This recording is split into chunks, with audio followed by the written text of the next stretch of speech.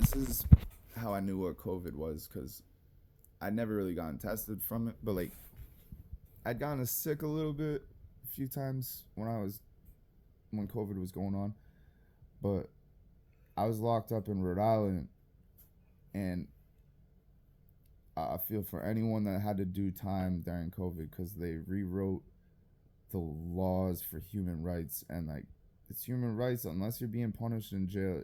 You're allowed 4 hours out of the cell every day.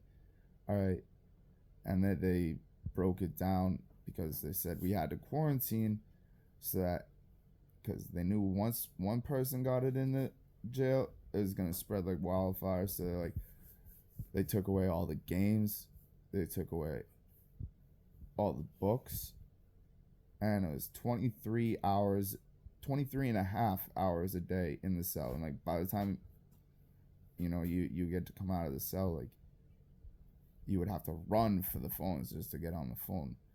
And so many people weren't showering just because they wanted to talk on the phone. And like it was brutal, man. And like they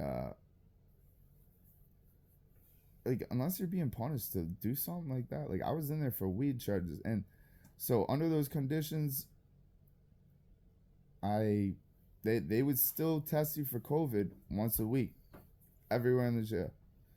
And I remember I was on D Block, and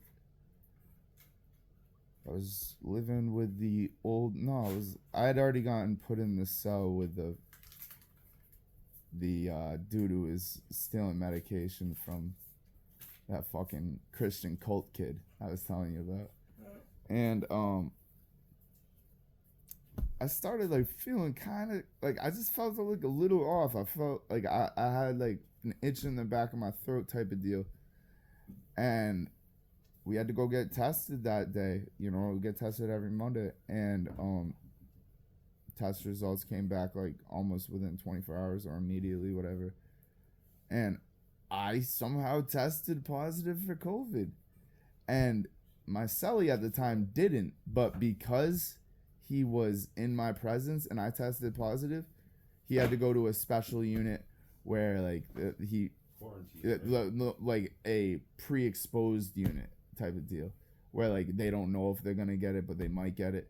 So all right, if someone got it, then like my cellie, like I got it, so they assume my cellie's probably contaminated, but he didn't test positive for it. And so I go over to the fucking unit with everyone with COVID, and that's when I realized I identified what it felt like to have COVID. So like you had like bad fever, man, crazy sweats, man. Yo, like you could.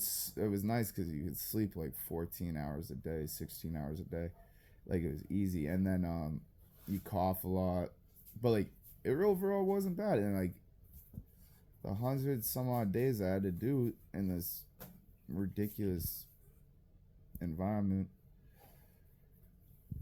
best 10 days was when I had COVID, man. I was out of the cell fucking 8 hours a day, man. COVID block was yeah, bro. I was when it came, my 10 days came up. They retested you and asked you how you felt. I'm like, listen, I feel like shit. Like I swear this thing's coming back, like making a surge on me. Like I don't know if I can go back to Gen Pop yet. Like that didn't work. But I was a worker on the block and everything. It was not bad. Then it went back to 23 and a half hours a day in the cell. And I'm like, oh, man, bro. Shoot me, man. I had to do 120 days like that. And, like, to do it for weed charges in 2021 is crazy. Especially when the governor of Rhode Island, her husband owns all the dispensaries in the entire state. And then I watched her get it because I watched Joe Biden get elected president. I watched Joe Biden last minute add Gina Raimondo to his presidential cabinet, and I just thought that was convenient because I knew some other things, and I won't get into that story.